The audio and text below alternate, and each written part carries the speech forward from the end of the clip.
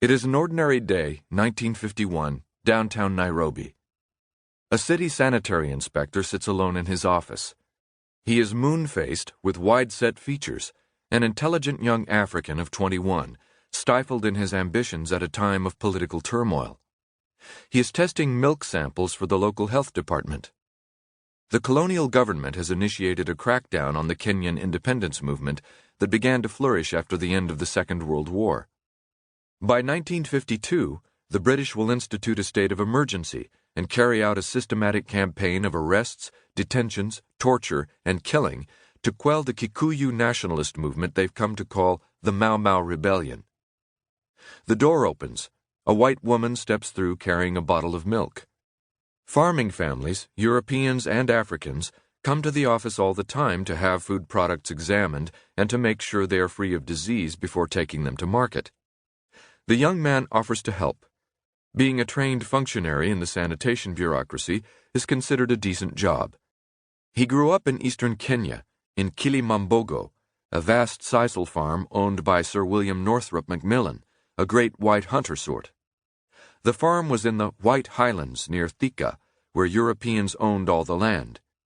His farm manager carried a kiboko, a whip made of the hide of a hippopotamus, and was not reluctant to use it. The health inspector's father was illiterate, but he held a relatively privileged job as a kind of foreman on the estate. The family lived in a mud and wattle hut with no plumbing or electricity, but he had made $7 a month, enough to send his son to missionary schools. At Holy Ghost College, a secondary school in the town of Mangu, the young man studied English and learned about Abraham Lincoln and Booker T. Washington. Soon, however, he was at a dead end. There was only so much he could learn in schools where there were no textbooks and students sometimes wrote their lessons in the sand. There were no universities in Kenya. The children of Europeans went home to study, and the few blacks who could afford college went elsewhere in East Africa.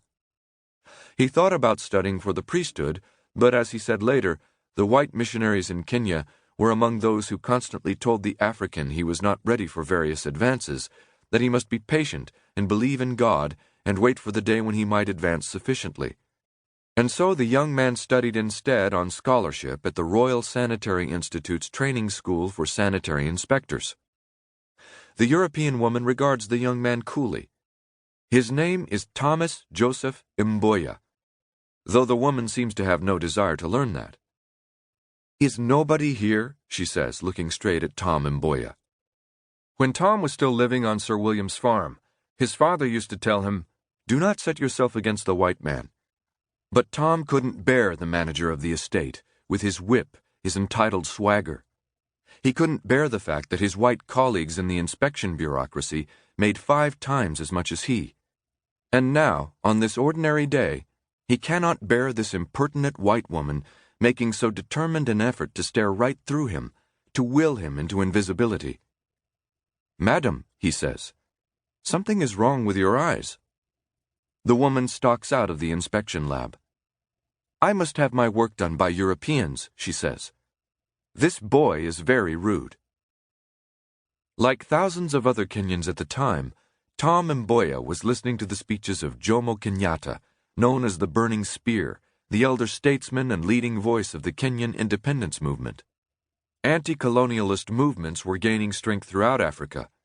In Nigeria, Congo, Cameroon, the Gold Coast, Togo, the Mali Federation of Senegal and French Sudan, Somalia, Madagascar.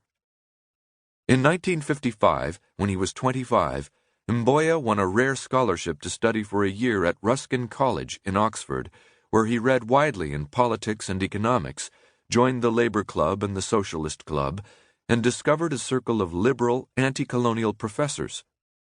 For Mboya, who had no prior university experience, the year at Ruskin prodded him to think of what other Kenyans could gain from a higher education abroad. When Mboya returned to Nairobi the next year, he began to make a name for himself as an activist and labor organizer. With Jomo Kenyatta in jail for nearly all of the last decade of colonial rule, people began to speak of charismatic young Tom Mboya, a member of the minority Luo tribe, as a future leader of post-colonial Kenya and a politician of a new kind. Kenyatta was the singular Kenyan hero, but he was a traditional anti-colonial fighter surrounded mainly by loyal Kikuyu. Mboya hoped that Kenya would look beyond tribal divisions and toward an integrationist conception of democratic self-rule and liberal economic development. In 1957, after the British made concessions concerning the number of Africans permitted to sit on Kenya's Legislative Council, Mboya, at 26, won a seat representing Nairobi, a predominantly Kikuyu-speaking constituency.